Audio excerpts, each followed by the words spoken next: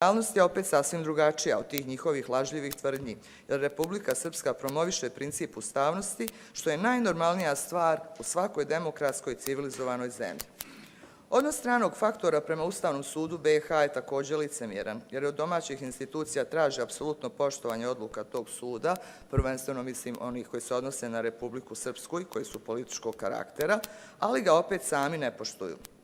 Jedan od primjera je i to što Kristijan Šmit i njegovi mentori ne poštuju obrazloženje Ustavnog suda BiH o imenovanju visokih predstavnika, jer je isti taj sud davno, 2006. godine, još rekao da bi neko bio visoki predstavnik, mora proći proceduru imenovanja i relevantnom rezolucijom Savjeta bezbjednosti. Kristijan Šmit niti je prošao tu proceduru imenovanja, niti djeluje u skladu sa ovlaštenjima i mandatom koji su visoki predstavnici dobili aneksom 10 Dejtonskog sporazuma, već upravo mimo svega toga nastoji da djeluje kao zakonodavac, kao tužilac, kao sudija i tako ruši Dejtonski sporazum i BiH i time potvrđuje da zemlja nema nikakav suverenitet, već je najobičniji poligon za eksperimentisanje pojedinih stranih aktera.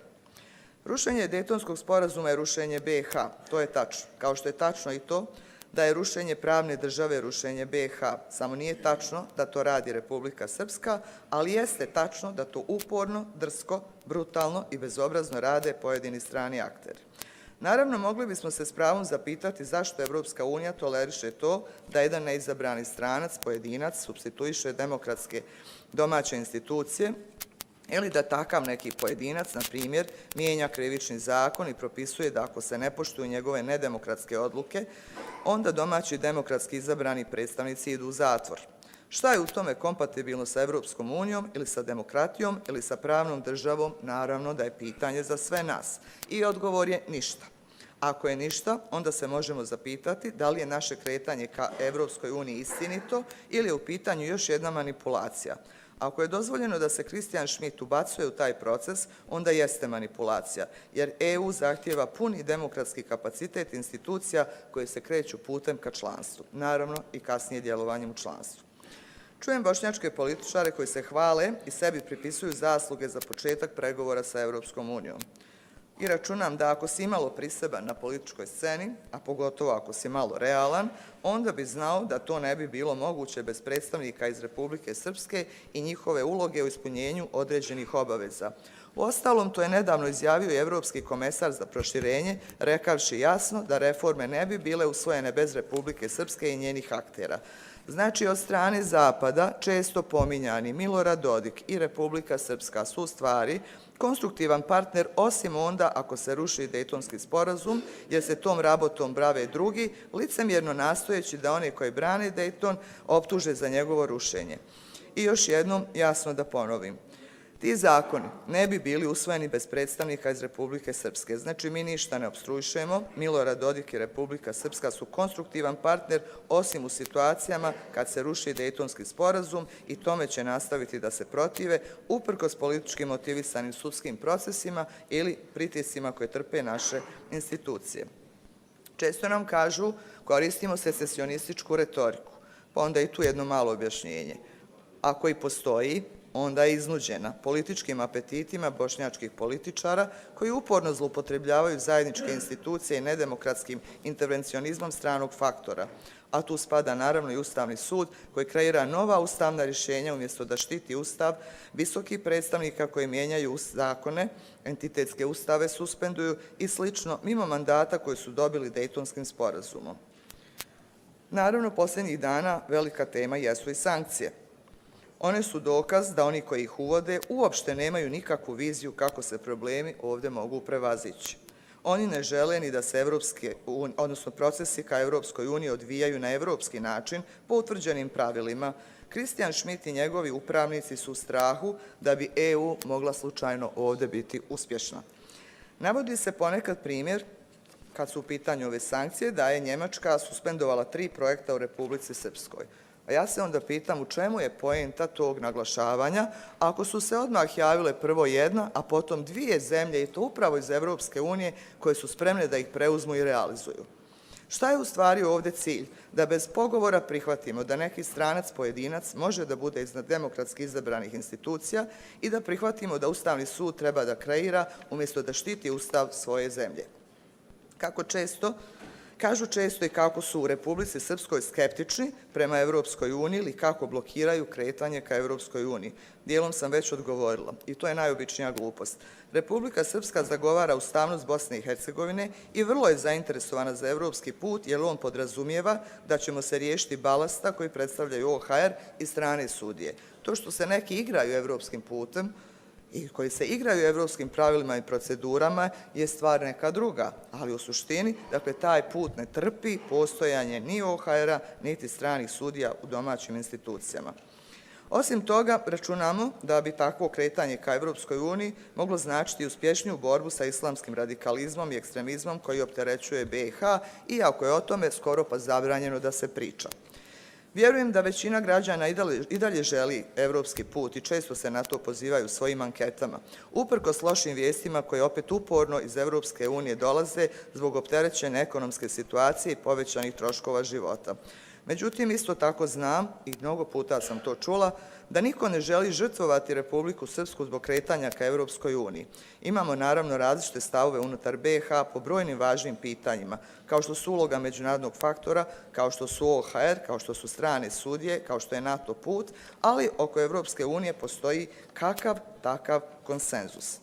I mislim da je taj konsenzus ili taj dogovor trebalo da bude nešto na osnovu čega mi možemo da gradimo ono što se zove naša zajednička budućnost. Ali smo svjedoci da se domaći dogovori nastoje uporno, dakle, obezvrijediti, i to od strane stranaca koji želi da upravljaju ili nastave da upravljaju ovom državom na način kako ne prepoznaje ili ne poznaje normalan i civilizovan svijet.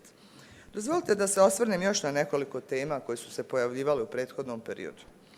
Dakle, bavili smo se ovdje i naša javnost se bavila presudom Evropskog suda za ljudska prava protiv BiH, poznato kao apelacija Slaven Kovačević.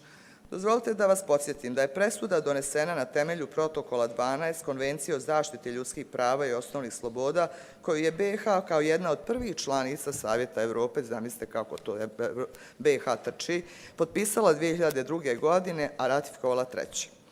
Prva presuda koju je Evropski sud za ljudska prava donio na osnovu protokola 12 bila je presuda u predmetu Sejdić i Finci. Sad idemo da pričamo o paradoksima. Činjenica je da je tek 20 od 46 zemalja članica Savjeta Evrope ratifikovalo pomenuti protokol, a samo 10 od 27 članica Evropske unije. Tako da ni ova posljednja presuda, kao ni prethodne donesene na osnovu tog protokola, ne trebaju biti uslov na evropskom putu BiH. Dakle, nama uporno Evropska unija ispostavlja ovo kao uslov, a saznajemo da samo 10 zemalja članica Evropske unije zapravo je potpisalo ovaj protokol. Ali da to prevedemo u praksu. Iako ja ovdje ne govorim o tome da li nešto treba ili ne treba uraditi, ja ovdje ukazujem na određene protivriječnosti i određene paradokse s kojima se mi suočavamo. To u praksi znači, kad pogledate da je to 10 do 27 zemalja članica Evropske unije, da neki Sejdić, da Finci, da Kovačević, da su oni, dakle naši uvaženi građani, ova trojica, da su slučajno državljani Francuske, Njemačke, Danske, Belgije, Švedske, Italije, Irske, Austrije ili, na primjer, Poljske, Latvije, Litvanije, oni uopšte ne bi mogli podnijeti tužbu na osnovu protokola 12, pa je apsurdno i licemjerno da lekcije o ljudskim pravima drže predstavnici zemalja koje nisu ni ratifikovale tu konvenciju, odnosno protokol 12. Pojavila se priča oko toga i vodila se polemika oko elektronskog glasanja. Pa je rečeno kako je to neka novina koju treba ubaciti u naš izborni proces i sl. Pa dozvolite da vas podsjetim na par stvari kako to danas izgleda. U Evropi, u skoro svim državama u Evropi izbori se posljednjih 10 godina, dakle ne idemo dalje unazad jer je tad onda definitivno sve jasno, održavaju na tradicionalni način, a to znači papir i olovka. Na primjer, u Njemačkoj je Ustavni sud proglasio neustavnim i zabranio upotrebu elektronskih uređaja za glasanje. Djelimičan izuzetak su Belgija i Francuska te Estonija. U 4 evropske države provodio se pilot projekat elektronskog glasanja koji nije nastavljen, a to su Irska, Italija, Norveška, Ujedinjeno Kraljevstvo. U 2 slučaja došlo je do potpunog prekida u primjeni elektronskog glasanja u Holandiji i Njemačkoj. Trenutno se samo u 2 države primjenjuje elektronsko glasanje, u Belgiji i Francuskoj, ali ne u cijeloj državi, dakle djelimično, jer u Francuskoj se koristi samo u par gradova, dok se u Belgiji primjenjuje u jednom dijelu države u Flandriji i regiji glavnog grada Brisela, a u Valoniji samo u nekim opštinama. Dakle, ove sam teme navela ovdje čisto da vidimo kako u našem javnom diskursu se neke teme naglase kao suštinski važne za postojanje, za djelovanje, za naš budućnost, za naš život, a kad malo bolje pogledate, dakle, takvu praksu uopšte ne nalazimo u okviru Evropske unije, kojoj mi, evo, težimo da budemo u članstvu. Nešto vezano za bezbjednost. Nisam za to stručnjak, ali pratim onoliko koliko treba da prati neko ko se bavi i politikom. Iako su, recimo, da vas podsjetim, na kraj prošle godine, evo to je bilo prije 2-3 mjeseca, način kako se mi odnosimo prema važnim pitanjima, a naravno u svjetlu ovog što se desilo nedavno, evo prije par dana u Moskvi, i onoga što znamo da se dešavalo u nekom prethodnom periodu, dobro je da razmišljamo o ovim temama i drago mi je što će i one biti sigurno predmet i observacija i razgovora. Iako su evropski službenici zaduženi za bezbjednost upozoravali, recimo, krajem godine, da postoji ogroman rizik od terorističkih napada u Evropskoj uniji tokom božićnih praznika, a u istom tom periodu direktor FBI Christopher Wray upozoravao Amerikance da se terorističke prijetnje u SAD-u na određeni način približavaju svom istorijskom nivou, maksimumu, dakle, u BiH se odvijala drugačija retorika. Dakle, u BiH je uvijek najpametnija i sve najbolje zna. Pa ću podsjetiti da je krajem novembra, recimo, ministar odbrane Zukan Helez očito namjerno lansirao lažnu priču o postojanju navodno ruskih paravojnih kampova za obuku na prostoru Republike Srpske i pitam se gdje je danas ta velika tema koju je neko ko nosi tako važnu poziciju ili funkciju mogao tek tako da pusti u javnost. Uradio je to naravno iz dva razloga. Prvo, da privuče međunarodnu pažnju pričom o Rusima i Republici Srpskoj, jer Rusi su danas popularni kao međunarodna tema, a posebno da bi istu tu međunarodnu pažnju sklonio sa teme koje su posljednjih mjeseci prije toga ponovo problematizovale pojedine strane obavještajne službe i strani instituti koji se bave bezbjednosnim pitanjima. Iako su ovu informaciju odmah demantovale NATO snage u BiH kao EUFOR, Helez je ipak nakratko uspio da odvuče pažnju od jednog realnijeg i ozbiljnijeg problema, a to je kontinuirana prijetnja koja širom Evrope ili SAD-a predstavljaju balkanski islamski ekstremisti, pri čemu značajnu ulogu imaju oni koji su vezani za BiH.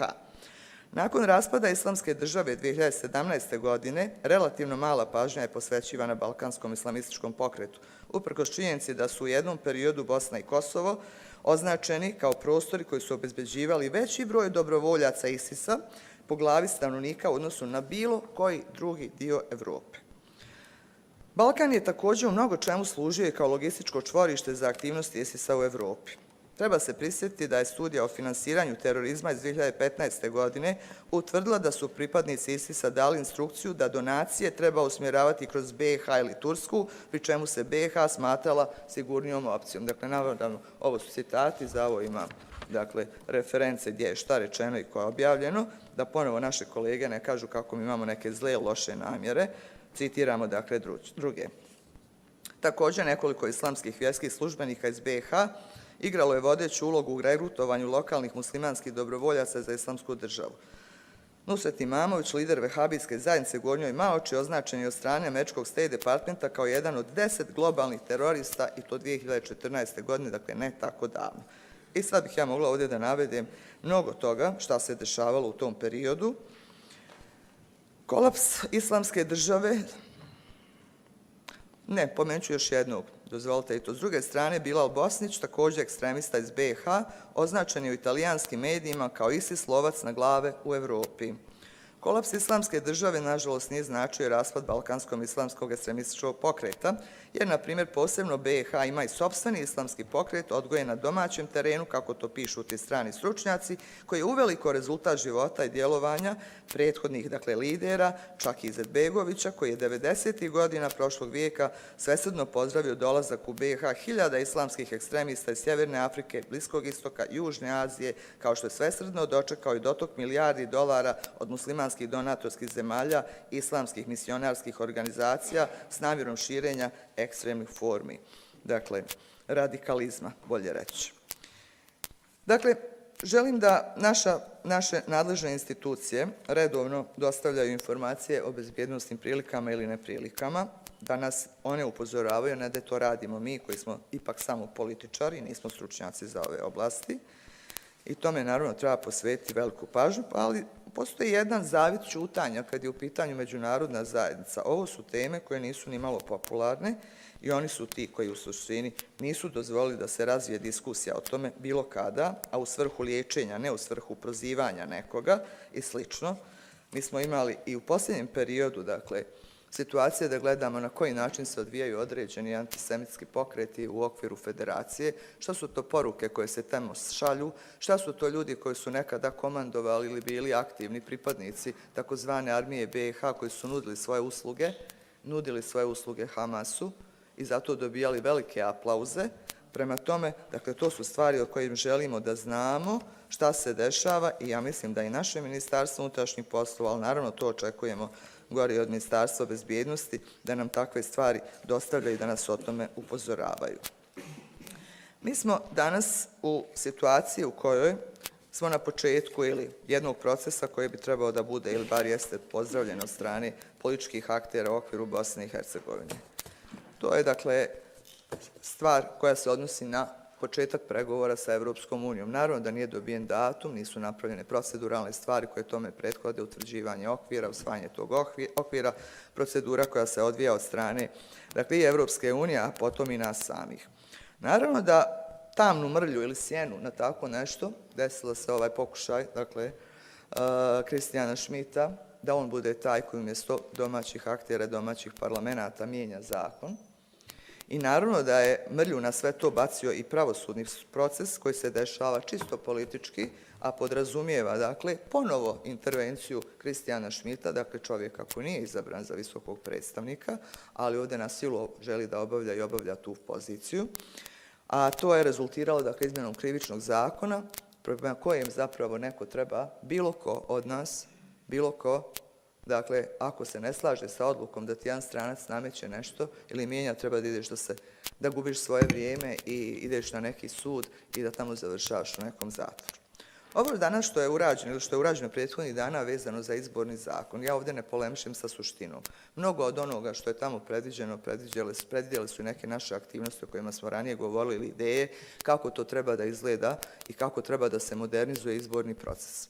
Dakle, sa 70%, ja neću reći sa svim, zato što tamo prepoznajem i loše namjere, vrlo loše namjere, o kojima je govorio i premijer, dakle, predsjednik vlade, ali ako pogledamo tehničku neku stranu, onda bi čovjek mogao da kaže da nema ništa protiv toga da se unaprijede određeni proces.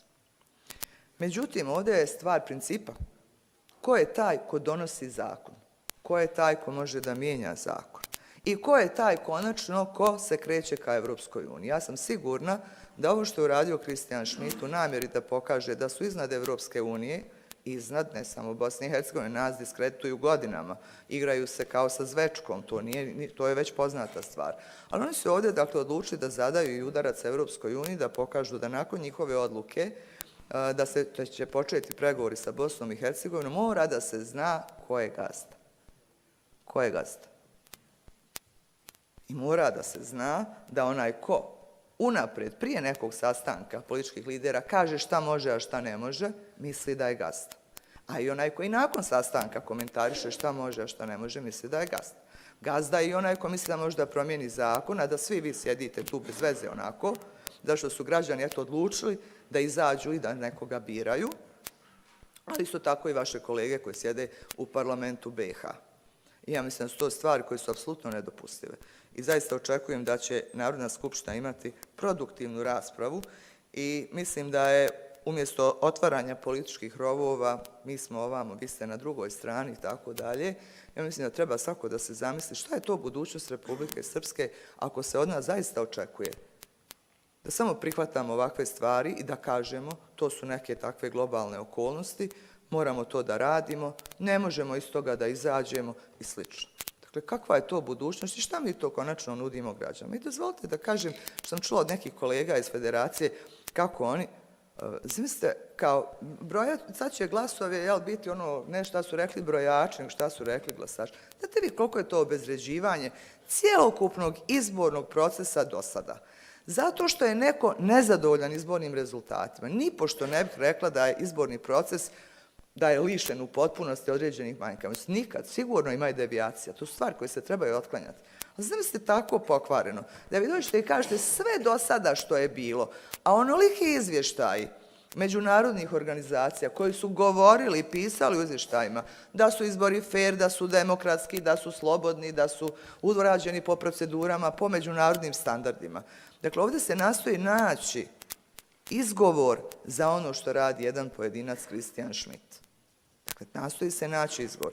Ja mislim da naše institucije, konačno to mislim za sve institucije, a ne one koje se nalaze na nivou BiH, ne mislim samo na Republiku Srpsku, trebaju početi konačno da se ponašaju kao institucije, ovo mislim više ove gore, pošto mi ovdje se ponašamo kao institucije. I pridržavamo se međunarodnog sporazuma. I znamo šta tamo piše. I znamo šta tamo ne piše. I znamo na šta imamo pravo, isto tako znamo na šta nemamo pravo.